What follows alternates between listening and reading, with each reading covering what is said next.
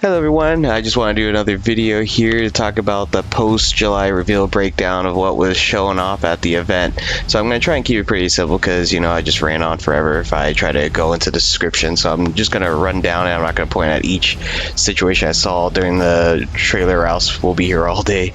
But I'm just going to cover things like what was confirmed via the Waypoint website or the trailer demo, tweets from developers or interviews from the developers. And then I'll talk about some of the also possibilities and speculations that were also claimed, what were some rumors and actually some fake news that came out during the event, and some pros and cons overall of what I liked and disliked, and my conclusion or takeaway from the event. So first off is the breakdown of what I saw from the campaign gameplay trailer and the demo, and some of the tweets that came out, as well as what was on Waypoint on several other pages that were linked. First off, Halo Infinite, which this was I think already confirmed a while back, that it's going to be coming to Windows, Xbox Game Pass for PC beta, and all the Xbox consoles from Xbox One, the original, all the way to the Xbox Series X. All those family of Xbox consoles will be able to have access to Halo Infinite, but as well, it's been officially confirmed. It was speculated for a long time, but it's actually 100% confirmed now that it will be coming to Steam as well. Halo Infinite will also be running at 4K 60 FPS. Also, it's semi-open world. A lot of people are just saying it's open world, but it's not. It's open world elements, so you can go around and, like as you saw, you can go to 3 different areas and choose which ones you want to do first, kind of very similar to the very first Halo game where you had to save 3 sets of Marines and you could go to 3 different locations and choose which way you wanted to address it. You didn't have to go in a linear fashion, but the story is still going to be linear. So in the same situation, you go to the banished AA cannons and you just take down whichever ones you want to take down first, and you know, take it as you go.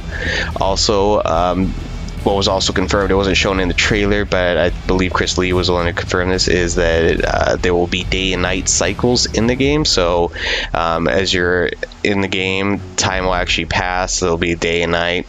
Also, one thing that was rumored that actually was confirmed, it was something that said that with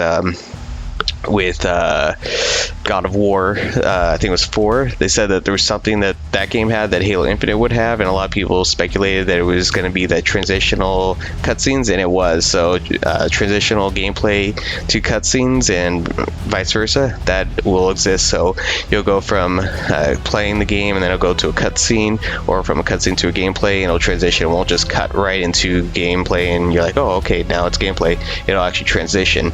Also, the time that this takes place is on May 28th, 2560.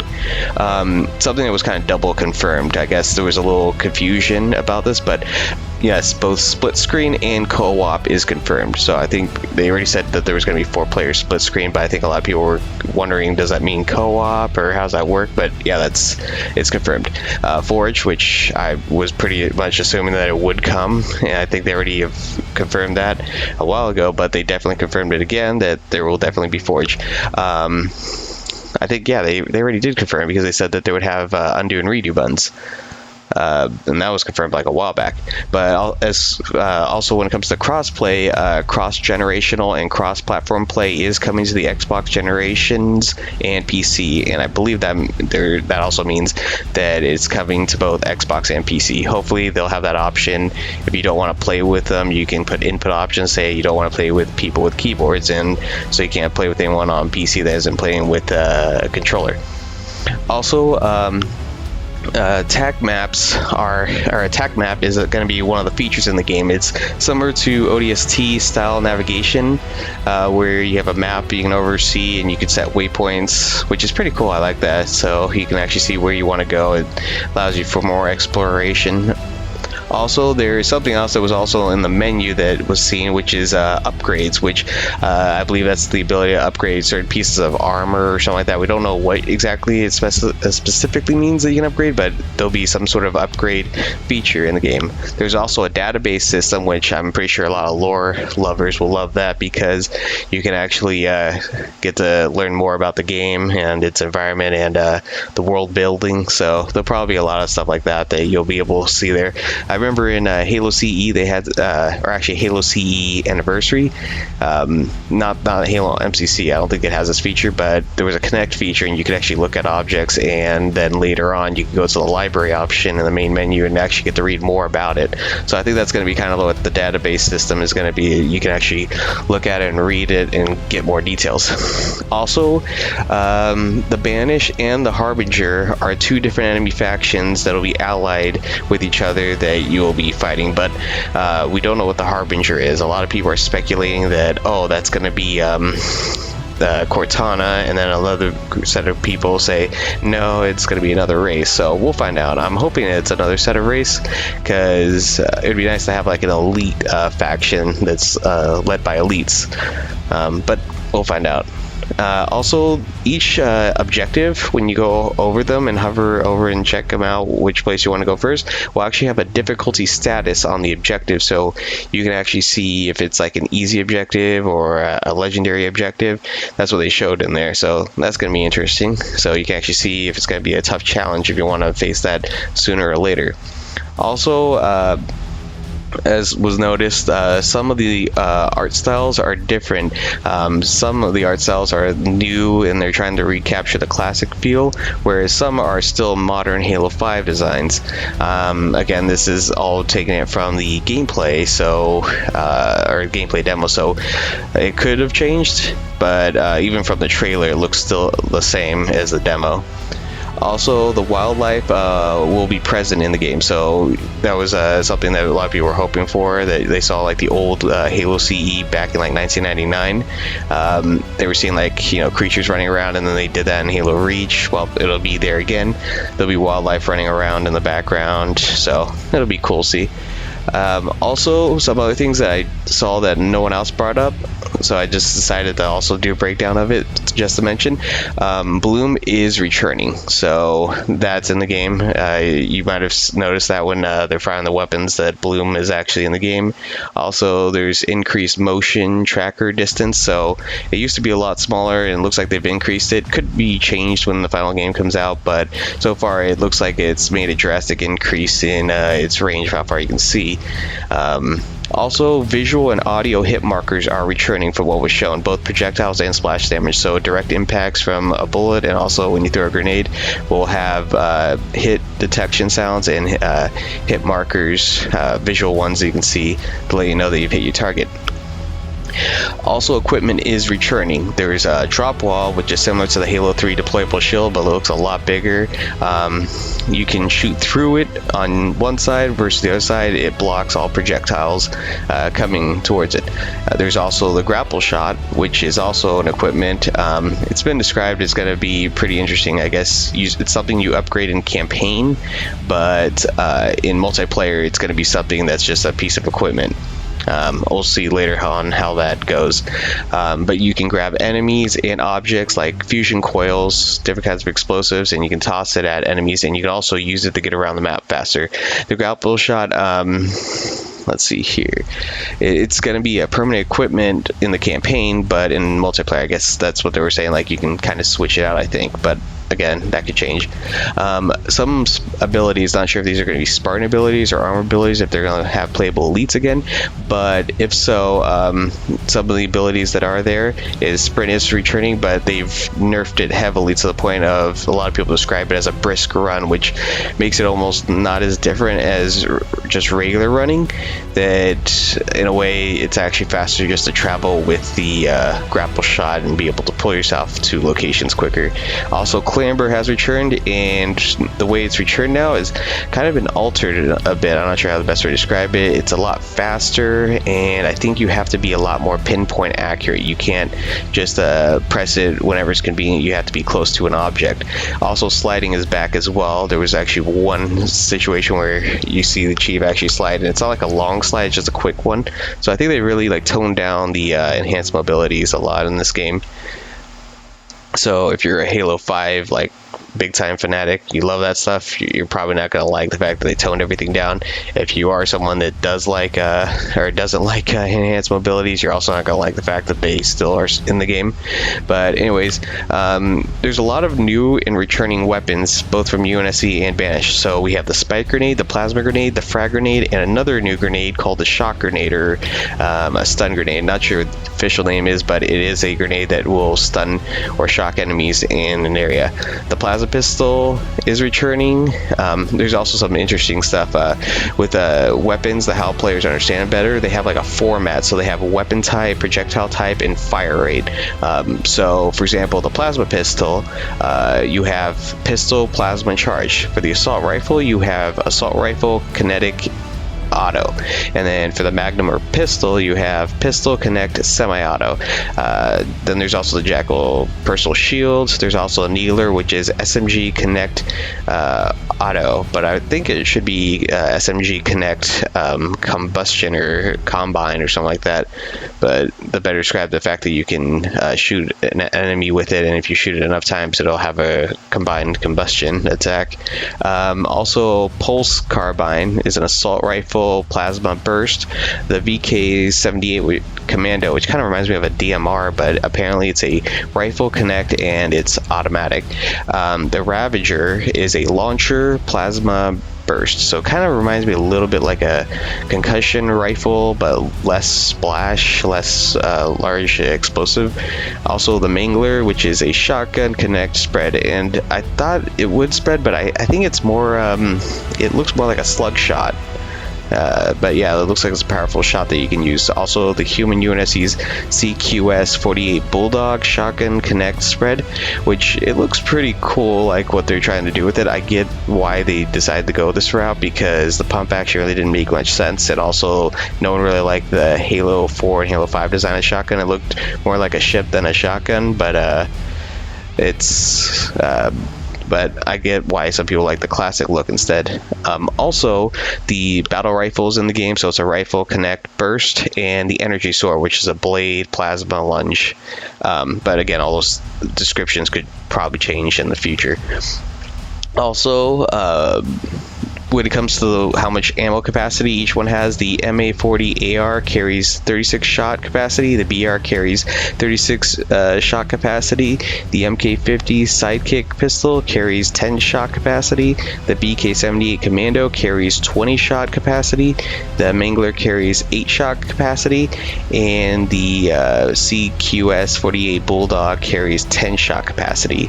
Plasma weapons also can now be vented to speed up the cooldown, so you don't have to like stop firing and wait for it to cool down. It takes a while, or you have to wait for it to overheat before it starts cooling down. You can actually cool it down faster right away, so you don't have to wait. Also, some new and returning vehicles and turrets, anything that you can operate. We have the Warthog, the Wasp, the Condor, the Pelican, the Phantom, the Point Defense AA gun, and the Shade turret. Again, I think when it comes to the Condor and the Pelican, Phantom, and Point Defense AA gun, I don't think you can actually control those, but those are vehicles that are in the game. But I think you might be able to control the Warthog, Wasp, and Shade turret. Also, some enemies that are returning are the Elites, Brutes, Grunts, and Jackals. Didn't see any other new enemies, but that's what we saw so far. There's also a location in the game that you're probably going to end up taking part in one of the missions, which is called the Auditorium, which is being contested by the Banish, possibly the structure that people were noting down that they thought was the Palace of Pain, but it might not be the Palace of Pain. We'll find out. Shield and health bar are back the same way they were in Halo 5, but a cool thing about it is that the shield covers the health, letting you know that it's protected, but it still has the same functionality as it was in 5, which is one of the few things I did like about Halo 5, because you can actually see your health as it recharges. Also, shields, or sorry, not shields. Elites and brutes now are more diversified in how they interact, because a big running issue with them was that they kind of almost were the exact same. They had nothing uniquely different about them. So actually, they've now made it so they're very more unique. Brutes are more aggressive and will try to charge you and get close quarters to attack, whereas an elite will be more agile and will dodge attacks more often. So that's something that I thought was really cool. Enemies can come down using insertion pods. That was something really cool I liked in back in, I think it was like Halo 2 and Halo 3, and I think they did in Halo 4 with Spartanauts, but now they brought it back again where the enemies can drop down in insertion pods to attack you.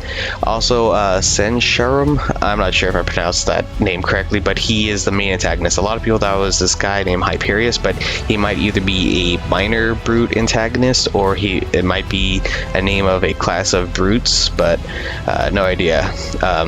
Armigers, I'm not sure how to pronounce it, but basic Forerunner Prometheans were referenced in the game. I'm not sure if they're actually going to be in the game, but they are definitely mentioned. Also, brutes can now throw grunts at you, so they'll do like suicide grunts and they'll toss them at you, so that's going to be something interesting. Armor on brutes can be shedded off when taking damage. Brute armor appears to be more resistant to damage than other enemies for better protection, but it'll fall off when it takes hits. Versus elite, you have to deal with the shields that can recharge. So that's also something that makes them more unique. Shields on elites, they can recharge them, they can fall back and recharge and attack you again. But brutes, they're kind of like bullet sponges in a way. You have to rip off their armor before you can actually hit the main enemy. Also, shooting areas on an enemy AI's body will affect them. So if a brute is charging at you and if you shoot at his feet, it'll cause him to stumble. Enemy AI can pick up better weapons that they come across. It's something that someone noticed, that if an enemy walks across a better weapon, say they have a plasma pistol, but then they see a burst carbine, they'll pick that up and start using that instead. Vehicles can also lose wheels and still be partially drivable. I guess right when the scene where the suicide grunt ran into the warthog, I guess the left front wheel blew off and it slowed down to a stop instead of just like kept driving. It actually caused the vehicle to actually like slowly be affected and had to come to a stop and get out. Oh, and one last thing, there's no more QuickTime events for just small minor stuff. So it's not like every time, like I think like Halo 4 and Halo 5, you had this dumb thing where every time you went to something that told you to press X to activate, you had to do stupid animation. They got rid of that. It seems like the only time you do QuickTime events is when it actually cuts to a cutscene. Other than that, you can just press it and go, which is really nice. Also, are possibilities or speculations. There is believed to be either new abilities or new equipment like evade and jetpack. I think they're going to be abilities, but we'll see. There's just rumors and speculation, some references of it, because if playable elites are in the game, then because that elite that was able to evade, maybe that's an ability, and also with the jetpack for the brutes, but again, we're not even sure if we can play as brutes or elites, but a lot of people are speculating that stuff too, but that's borderline speculation, possibility, more on the side of rumor. Also, teleporter rings. Some people notice that these rings that look like from Destiny's, those Vex portals, that they might be fast travel ability. So, like for the open world, that you can use these portals that they were showing at the very beginning of the demo, that maybe that you can actually get around the map quicker, which would actually be pretty interesting. Also, it appears that while grappling to move around quicker, and also I think with clambering, you can possibly shoot when you're using that, and also maybe throw grenades. We definitely know that while grappling, you can actually throw grenades, as you see a few times where he grabs onto an enemy, pulls himself towards, and also chucks a nade at the same time. So it could be an alternative to sprint to maintain the golden triangle, as you notice that sprint was a lot slower versus being able to grapple. You can move around quicker, and it looks like you can still actually shoot and melee and throw and do all that fun stuff. Also, it's something that's also being kind of a little bit of more on the side of rumor, but because of the way they worded it, it seems like it's more of a speculation that they're kind of subtly trying to suggest here is that Halo Infinite will actually, in fact, not have a public flighting at all, because in order to meet the deadline, they have to probably cut out the public flighting, which they had been promising us for probably over 2 years now. And instead, they're wording in a way that we might have PTE instead, or public test environments, where there'll be the official multiplayer that you play, and then there'll be test environments where you'll test it before new patches come to the game. Which I like public test environments and all, but you still should be testing your game before you release it. The Infinity is also rumored to likely be destroyed as well as other UNSC's ships that are shown in the wreckage around the Vista of the Zeta Halo ring. There's some parts of ships that kind of look more so like the Infinity than a frigate or a carrier or any other kind of UNSC ship that seem to be in the background. So either the Infinity is destroyed and that's what did all that damage to the ring, or that parts of it are damaged and on the ring but it escaped or something, but we'll find out. Some other rumors, nothing that really is suggested. This is stuff that is just pure like word of mouth is going around. One of them though is actually slightly not so rumored. It actually should be more speculation. That is that ray tracing won't be at launch and instead will be a free upgrade. I guess because they're so far behind in development that they're possibly not going to have ray tracing be a thing that they said that they probably were going to try, but I guess now it's just going to be a free upgrade because they aren't there yet. Also, there's the rumor that Chief will die in Halo Infinite, and even though there's no real suggested evidence of this, a lot of people are just going off. The main antagonist says that, oh, die well, which doesn't necessarily mean he's going to die just because the antagonist says he is. But there's also the thing with Steve Downes saying that he's no longer going to be doing voice acting anymore for the Chief. I'm not sure if they're just going to get a different voice actor or not. And also the fact that there was this long time rumor back in Halo Reach when 343 took over, and they said they had a new story written that there was a supposed leak that Chief would die in Halo 6, and Halo Infinite is technically Halo 6, but we'll see about that because that's still entirely a rumor. Possible flighting after game, so a lot of people are saying that the long time rumor that instead the game would be divided in two. There'll be the campaign that comes first, and then later they'll release the multiplayer afterwards, but a lot of people speculate that wasn't going to happen. They would release it all at once, but now a lot of that rumor is now popping up again that the game is going to be divided into two segments instead, so that instead of releasing the multiplayer with the campaign, instead, in order to meet the flighting, if they're going to have a flight before multiplayer, is that they only release the campaign and do the flighting afterwards. Also, there is apparently one fake news that's been going around, an article that's just been intentionally misworded to mislead people, that Halo Infinite is the end of the franchise in terms of no more sequels, that Halo Infinite, that's the end of it, and that's not true at all. The article went around with a misleading title on it, and a couple other articles did the same exact thing, but they intentionally misworded what they said. Halo Infinite is actually just the end of number titles with Halo. There's not going to be a Halo 7, Halo 8, Halo 9, Halo 3000.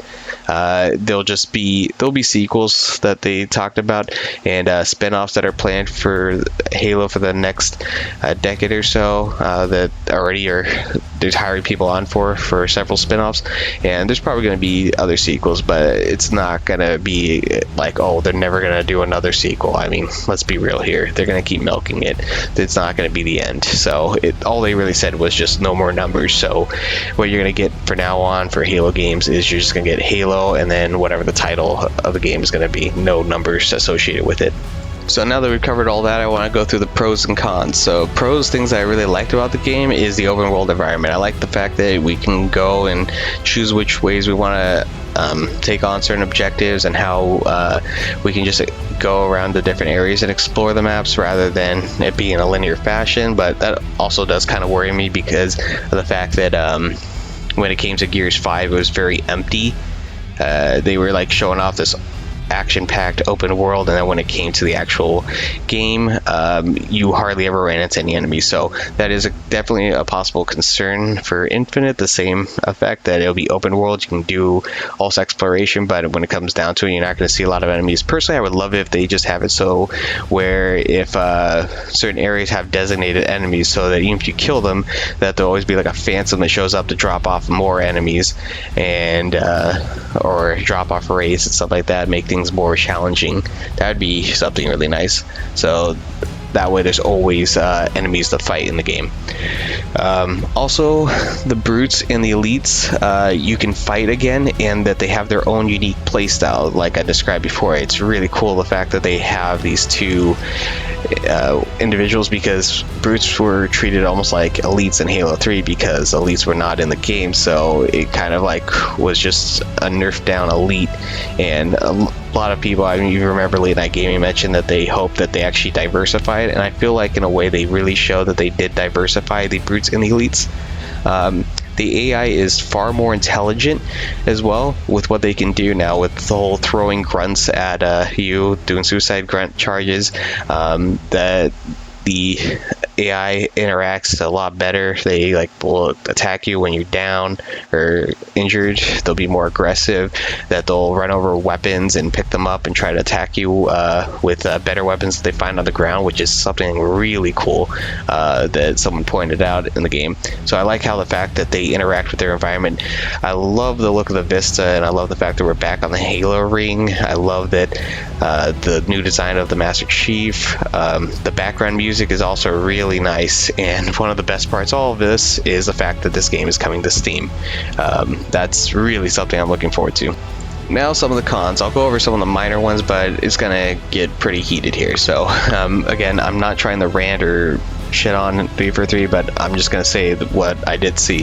So some other things that people brought up that I also saw was less blood and bodies disappearing faster, but that again could be the build and it might change. But the fact that we saw no blood at all in the game, and that's something that a lot of Halo fans want, and also that the bodies disappeared not that long afterwards was kind of like a little bit of letdown, because we like to see, you know, the post carnage, but instead they ended up, looks like that it just deletes them not long after.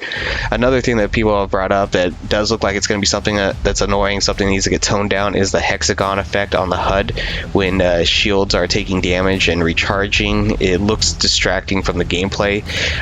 It just looks like these sparkling lights, like as if you're just like at a club or something, and it just blinds you. And it looks like it really needs to tone down. This is similar criticism that Gears 5 got with their Blood Omen. When you took damage, that it covered the wrong area of the screen, and it just made it really hard to see your environment. It made it really distracting, and so that's another thing that people brought up that I also saw as it looks cool, like graphically and cinematically, but gameplay wise it's probably going to be extremely annoying, especially in multiplayer if that's in there. Another thing that I'm going to flat out just say that I do not like is the fact that they have yet to do a public flighting at all. I understand that COVID has hindered the development, but that should be no excuse if you're going to have this game released in 2020 and you have 4 or 5 months and you still have not started the public flighting. Also, the fact that there's not even multiplayer gameplay footage to show off. They say, oh, they'll show it off later, or that they're going to show multiplayer information later. That didn't say whether it's going to be a trailer or just some information that they're going to talk about. But the fact that they had nothing to show, and they said that they're still not ready to show it, and that's not good. That's not good at all.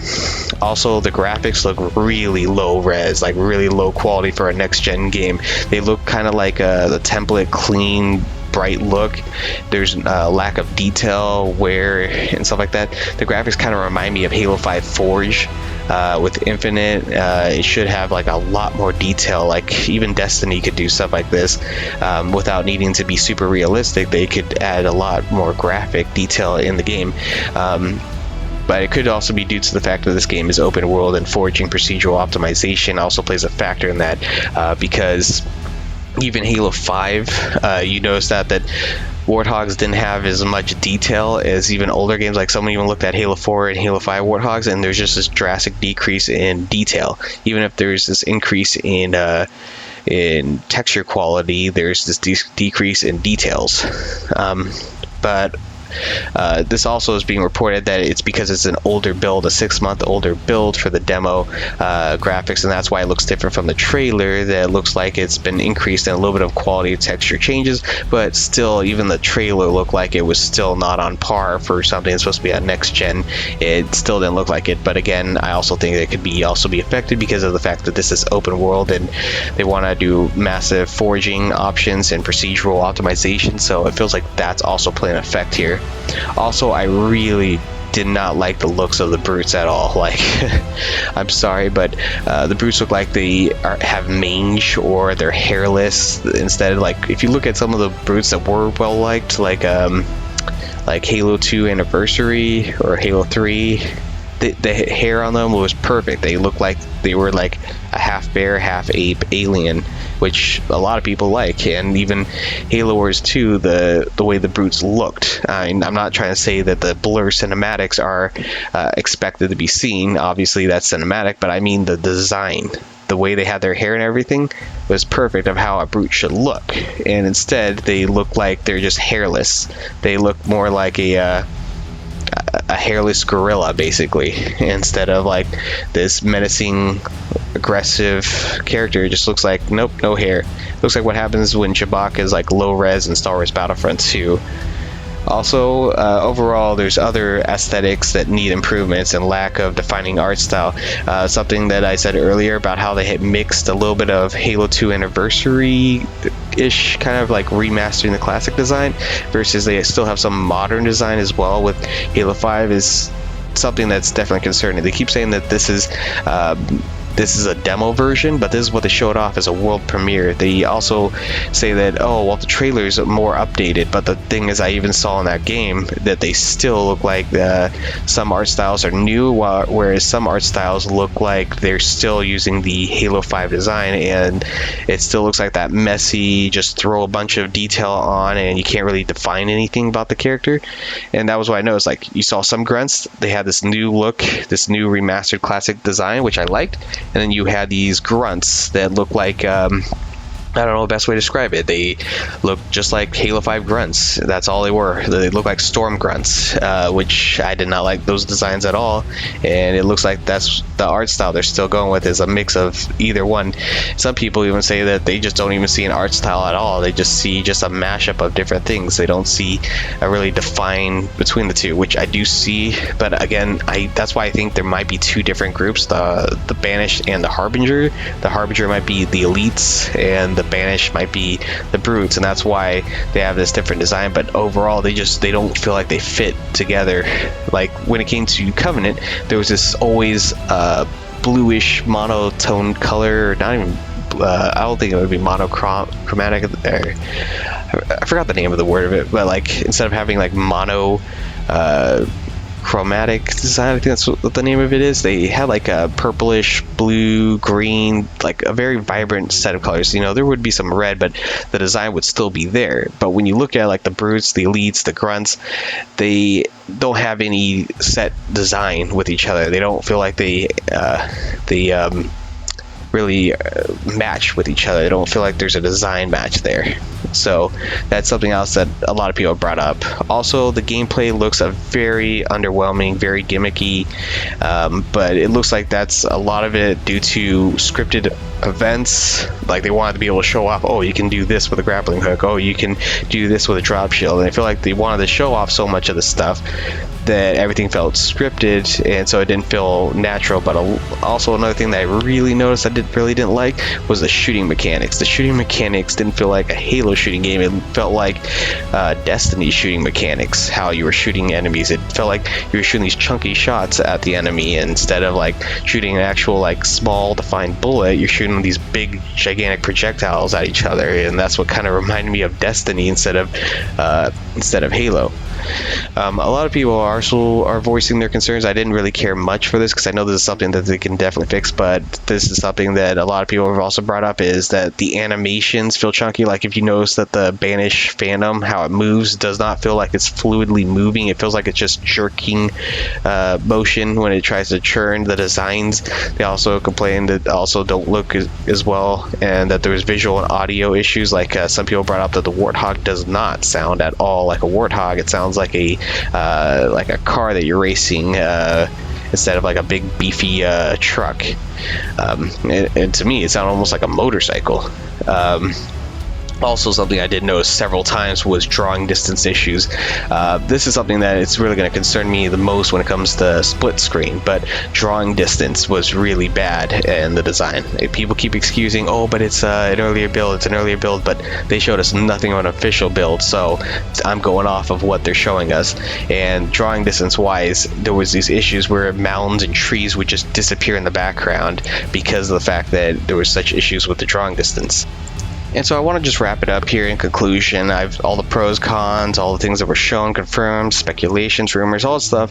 My takeaway from this is that I'm still surprised that the Chief didn't go around bouncing around the entire Pelican with all that inertia and kill Brohammer with that hard landing like he did to those Marines in Halo CE. Kind of joking there, but if anyone catches that joke reference. But this game, it looks really cool. I really like it. I really love the design of it. I really, like things I said, the pros are one of the best things I loved about this, what they showed. I really want to see that. Overall, though, when it comes to this game, I really do believe that they should consider delaying this game.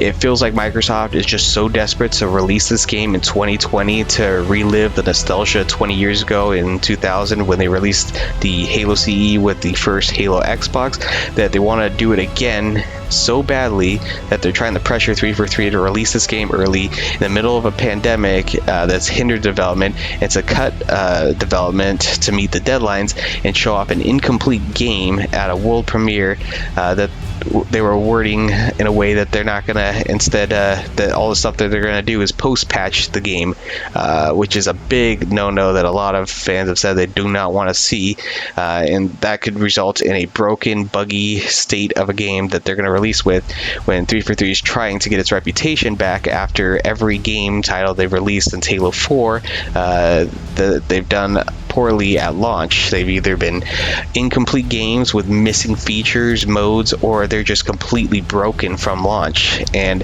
this will be the fourth Halo FPS game in a row to have launched in a bad state if this does happen.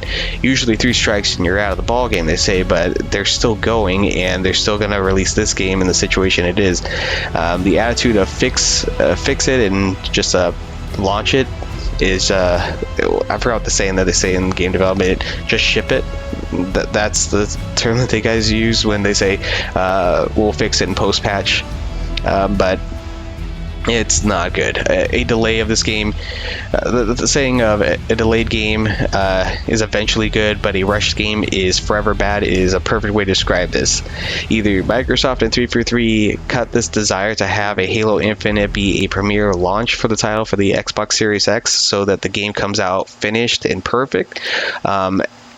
As we have, Halo MCC still being updated, and we still have time to distract ourselves for another year with all the cool stuff that's being added in MCC. We still have Halo ODST and Halo 4 being added, as well as multiple other features like file browser and custom browser, which are a lot of things that people want to see, as well as a few other features that people want to see still added to Halo 5 and Halo MCC still, which I think is perfect way to distract us in the meantime and have it released in 2021. I feel is far better than they try to launch the title and risk running the same mistakes that they had in the past of broken and buggy Halo games and risk losing the population day one.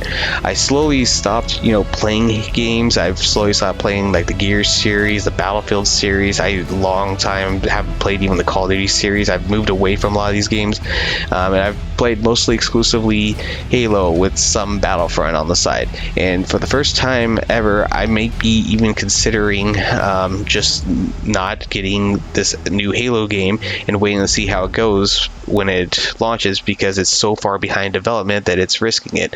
And there really is no excuse that 343 shills are trying to use to argue that, oh, it's just old footage. They have showed off this at a world premiere because the official version was not stable enough to show off campaign, and even then the trailer still looked low res. Not the demo, but the trailer. We have no multiplayer to show off, no public flighting, and it's rumored that it's not even going to happen with how they're wording it. Instead will be player test environments. Even Halo 2 had something to show off, even if it was misleading though. But this is just straight up just they have nothing yet finished, and that's not good. They don't have a campaign finished, they don't have a multiplayer finished, and that they're expected to get this done in 4 months. Even when I worked on game development and I worked on 2 different projects, I was judged by Blizzard both times for lack of quality, both because even though I did my part, the fact of the matter is certain parts of the development did not finish what they were supposed to do, which unfortunately was just not my fault. But because we work as a team and they didn't have everything finished, those projects did not move forward. And so because certain parts of the games were hindered in development because of this project, even though they love the design and they wanted to see it come to fruition, it just didn't happen. And even though I love the features and mechanics that were shown for Halo Infinite, as looking at the game, I was not blown away after reviewing it thoroughly, seeing that this game is 4 or 5 months from release and still doesn't even have a testing phase started on it.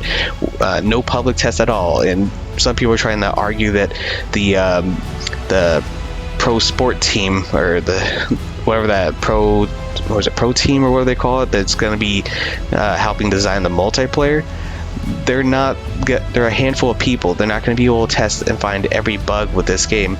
Not since Halo 2 has a Halo game released without a public beta. To assume that this game is coming out in 4 to 5 months in the state that it is in and not have a single game-breaking issue is next to none. It's definitely impossible to say that this game is going to come out with no issues in the multiplayer, like no major game-breaking bugs like Halo MCC was back in 2014. Games, AAA games with less funding and less development time that do well have a fully working game within 4 to 6 months of launch, and are just working out those minor bugs and issues before launching the game. This game is still not finished, and some of the copies are going to a disc, which means that even before 4 to 6 months, they have to be finished, or 4 to 5 months, they have to already be finished with no broken issues. But if you don't have online and it's broken, your game's screwed. You're buying a broken game because it's worthless if it's not finished. So unless Halo Infinite is going to be entirely digital and cut the physical copies, which will save them, maybe a month of development, I still seriously doubt that this game will be ready before launch.